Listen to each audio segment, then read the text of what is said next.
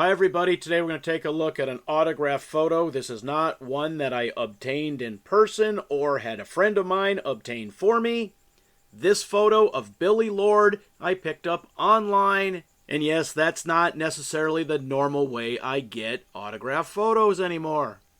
I mean, in the early days, yeah, you could buy them on Amazon, because I wasn't much of an eBay fan. I do buy props for movies and TV shows and things along those lines on eBay, but other than that, still just not much of an eBay fan.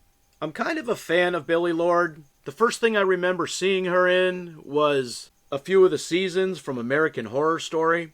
And there's something about her, she seemed a little different than the other actresses and actors on that show. And maybe back then she was a little modest or a little self-conscious. I mean, that is no longer the case. As you can see here in this photo, she's showing a lot of thigh, and she autographed it right on her thigh.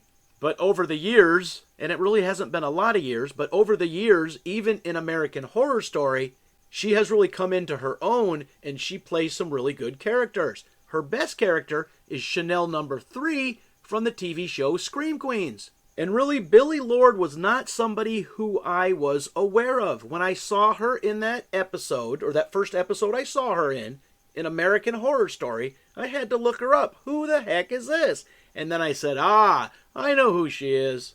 She has a famous mother. That's right, her mother is Carrie Fisher. And I'm not going to accuse her of being a Nepo baby. A lot of people have, and it has really bothered her. How do I know it's really bothered her? Because I read an interview with her, and much the same as Emma Roberts has said about her aunt Julia Roberts not getting her into Hollywood, that she has earned everything on her own, Billie Lourd said essentially the same thing. Now don't get me wrong, I like Billie Lourd. I love her Chanel number 3 character, as well as some of the other characters I have seen her play on American Horror Story.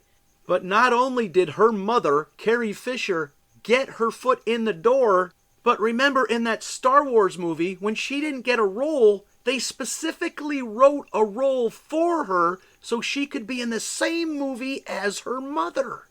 It doesn't mean she didn't earn her own way in her acting career, but who with a straight face could honestly say it didn't help her get her foot in the door?